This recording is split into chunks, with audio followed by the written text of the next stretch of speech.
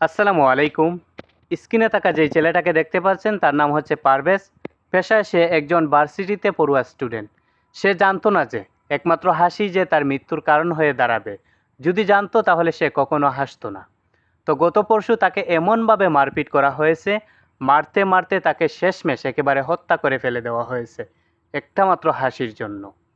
তো তার সর্বশেষ কথা, মৃত্যুর আগে তার সর্বশেষ কথা হলো যে, "আমি এমনি এমনিই হাসছিলাম। সেজন্য তারা আমাকে এমনভাবে মারপিট করলো এবং আমাকে হত্যা করে দিল।"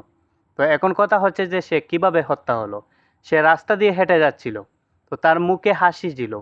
সেজন্য দুটো মেয়ে তাকে মনে করছে যে তাদেরকে দেখে হাসছে।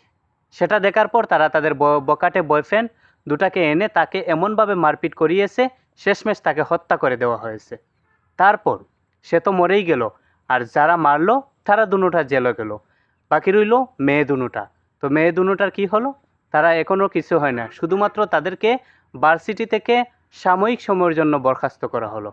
এখন কথা হচ্ছে যে নারীরা একমাত্র মা এবং স্ত্রী ছাড়া পুরুষের জন্য আর কেউ আপন হয় না।